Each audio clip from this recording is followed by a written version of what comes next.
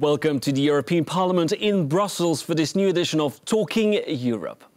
Reviving growth as the Eurozone looks headed for its second recession in 3 years, European leaders are shifting their focus from austerity plans towards growth. But what can Europe do to fix its sluggish economy and create new jobs? Well, I'll put this question to my guests who will soon join me on this set. And in the second part of the programme, Karel de Gucht, the EU Commissioner for Trade, will tell me why Europe should resist protectionism and strengthen its position in Asia and the Americas. But first, reviving growth. Well, figures look rather bleak. The IMF forecasts that the Eurozone's economy is going to shrink 0.5% in 2012. How can Europe fix its economy? Let me introduce you to my two guests on this set. Starting to my right with Véronique de Keyser. Hello and welcome to our show. You're a Belgian MEP. You're the Vice Chair of the Alliance of Socialists and Democrats. Also on this set, Jeff Mead. Hello, Hi. You're a journalist who knows Europe very well. You're the Director of Press Association in Brussels. Well, ahead of next week's summit, the leaders of 12 countries have sent a letter to the Commission and the Council urging Europe to take drastic action to boost growth. The letter was signed by Italy, the UK, Spain, the Netherlands, but not by France and Germany. How can Europe fix its sluggish economy? Let me ask you first, Véronique de Keyser. Some say the problem is that we spent 2-3 years dealing with spending cuts, with austerity programs, and we've completely forgotten about growth. Is that your feeling? No, we didn't forget, but the left wing of Europe didn't win this battle, because since the beginning of the discussion about the economic governance and how to do, to manage with the crisis, very early we tried to combine social measures and growth with austerity. And it was refused by the Commission, it was refused by Herman Van Rompuy. I do remember a really tough discussion with him, and he said, no, Europe, this is austerity, and for growth, employment, and the rest, this will be the job of the state, of the nation. It's not of Europe. And now, due to the fact that with these austerity measures, we see the recession coming, but in every country, it became a European problem. And Europe is afraid, and to say, okay, the social problem, the growth in Europe, how can we boost? So it's not that we forgot. It's because we try to leave the problem to the member states. Jeffrey, do you agree there's a left-right divide there? The right won the argument and it was the wrong argument? Well, I think that's true, but I agree with Véronique on a much more fundamental point. I mean, I don't think we can say they spent too much time. Why have they had to spend so much time? Because, you know, I come back to an English argument, it's not one nation. And, you know, it's taken a long time precisely because you've had to galvanise, obviously, the key players, but all 27, effectively, member states, or 26, in the case of Greece, to come up with a solution they can all agree for Greece. It's going to take time. Say you look at growth figures around the world. When you compare Europe with the US or Brazil and China, remember, we're comparing a group of nations with single nations. So I think, you know, the delays, and as a journalist, we've all criticised them, said, what on earth are they doing? They can't agree. Summit after summit after summit, no agreement. Finally, of course, we just have had some form of agreement, but it's going to take years. If you are trying, this is a huge problem, and you've got all these nations trying to agree and trying to agree on how to spend their own money on saving one country. I don't think it's surprising it's taken this long, and I don't think it's surprising people have taken their eye off the ball of growth. Now, you say, of course, that there are different countries in Europe. Some are faring better than others. I'm thinking of Germany. But when you look at the Eurozone as a whole, recession this year, 0.5%, compare this to the United States, which is supposed to grow by 2%. Surely there's something wrong in Europe. Well, we must look very carefully to what is happening in the United States. There is an election, there are new figures, new numbers, but behind that, I'm not so sure that they are in such a very good position.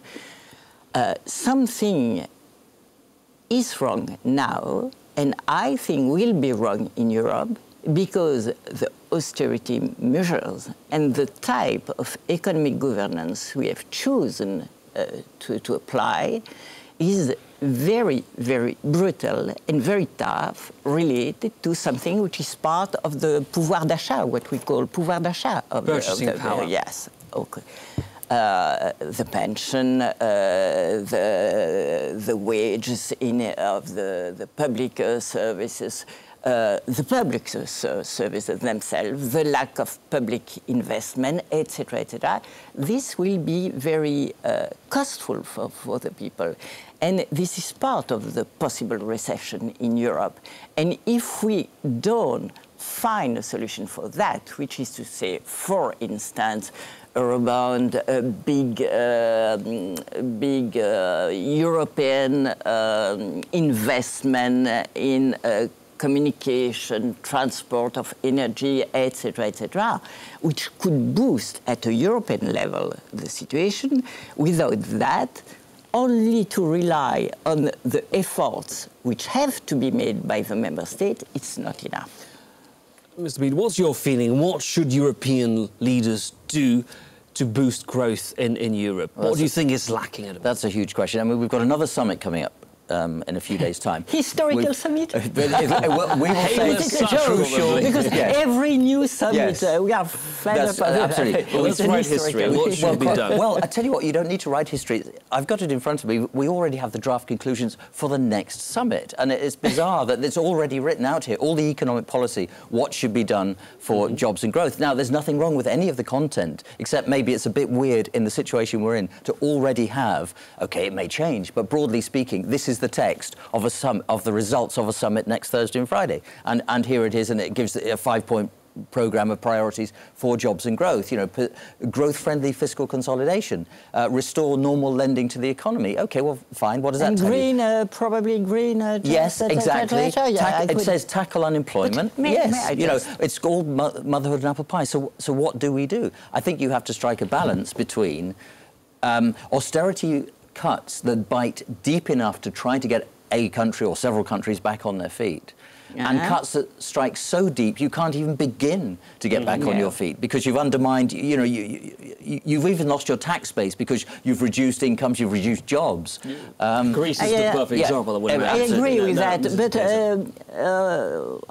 let's just remember that in 2010 we had this 2020 strategy, and this strategy, which was elaborated by the Commission, was not bad at all. And it was a strategy with 3 objectives, 5 priorities, 7 major initiatives to boost growth in Europe.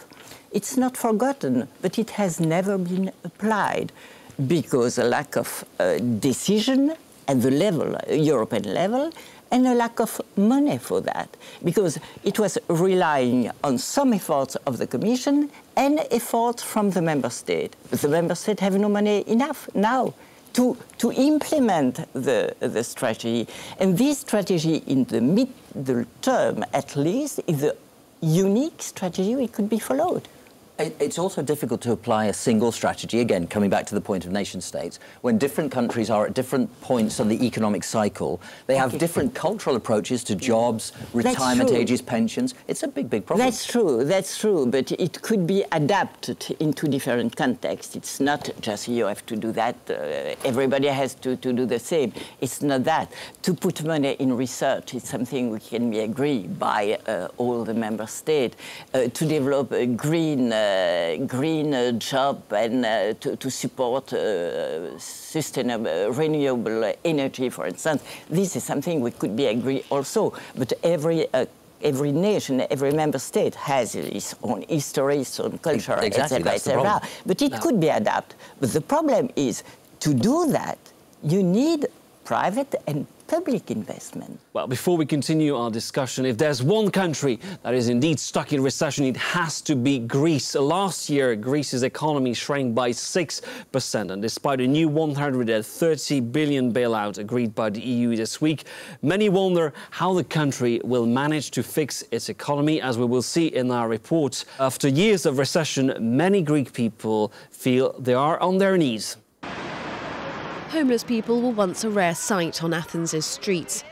The country's traditionally strong family bonds meant very few people went without a roof over their heads.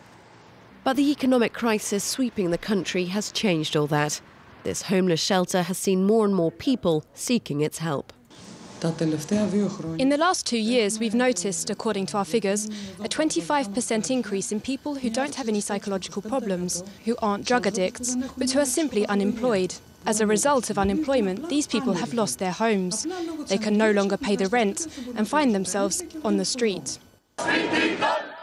Greece is 350 billion euros in debt and can't repay its loans. In return for a bailout, the EU, ECB and IMF are demanding severe cuts. They want mass public sector layoffs, a reduction in minimum wage to just 586 euros a month and drastic savings in welfare spending. Will pensioners have money to get medicine? Will there be money to pay salaries and pensions? We're at rock bottom. And there's no hint of a recovery anytime soon. Even with a second bailout, the outlook's grim. Experience has not shown that austerity measures and fiscal contraction can lead to growth. On the contrary, experience from other countries has shown that they make things worse. Greece's cuts are vital for it to have a hope of staying in the Eurozone. But the sacrifices will leave the country and most of its people on their knees for years to come. Our reporter Jeff Mead, despite the new bailout, a lot of Greek people wonder how on earth they will be able to fix the economy now. The European Commission has told us that there is up to 82 billion euros of unspent funds from the European budget. It's all good to have this money, but what should you do? How should you spend this money in Greece to make sure that it does deliver growth? Well, the first thing you've got to make sure that a lot of the money that's coming from Brussels is channeled into debt repayment and doesn't go to, as the fear is in Brussels, and go to offset the restrictions that Brussels is imposing on Greece. In other words, you appease a very upset public by using some of the 130 billion, not directly to pay off your debts, but offset the impact on the public. So I think that's the first thing you've got to sort out. As for restoring growth, I come back to my earlier point. You have to ensure that the austerity measures, the reductions in jobs, the reductions in salary, do not cut off your tax supply, if you like. If you reduce the pot and hit the public hard, you're also reducing your tax income, the money you need to try to get your manufacturing base back and restore growth. I think Greece is in a position where, for the moment, growth is off the agenda. I think they are so busy trying to keep the peace, really keep the peace on the streets, and cut back far enough to actually be a credible economy.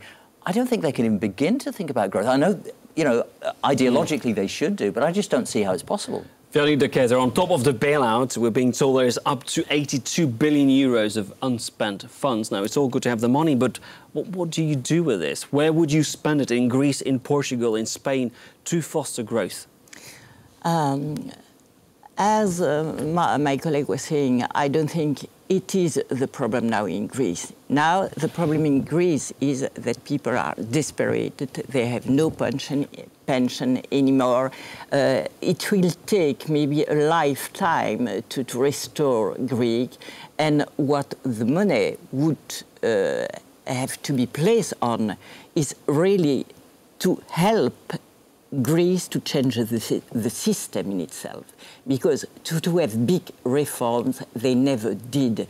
And it's expensive to do reforms. See the corruption, see the fiscal administration, etc. This is the problem of Greece. I'm struck by the fact that the people who have now all the burden of this situation is the people are not guilty at all about what was the situation. They are the people of the street, and we have to support the people of the street. But growth is maybe a next step. What now has to be restored is the administration, institution building in Greece, and the dignity of the people themselves. Do you know the term pigs? Pigs, this is Portugal, islands, Italy, Greece and Spain, and it means pigs. They are part of the pigs, which is to say the country who have problem. And this is really to slap them in the face. A derogatory term, indeed.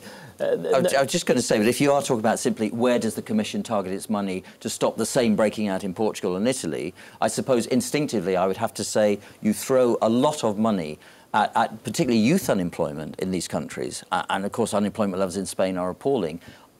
You know, you do what the Commission's done for many years, but not under the title of Europe 2020 or Europe 2010. They just do it. They give money for things such as training schemes, opening up the jobs market to the young. And I think it has to be something really practical now. We can't just talk about airy-fairy schemes, which may, you know, we talk about research and development. It's important, of course it is, but there are already funds for that kind of thing. And I think you say, right, we need jobs and we need them now. We cannot wait. If the Commission has a pot of money and it wants to disperse that to countries like Portugal and Italy, then do something that you can see the results within maybe months, certainly not years. Well, we'll be following that very closely, as we'll be following, of course, next week's EU Summit. But thank you very much for taking part in this edition of Talking Europe. Jeff Maiden, Véronique de Keyser. Now, please stay with us on France 24. We'll return after the news break and we'll bring you a close-up interview with Karel de Gucht, is the EU Commissioner in charge of trade. He will tell us why Europe shouldn't plunge into protectionism, but instead try to conquer new markets in Asia and in America.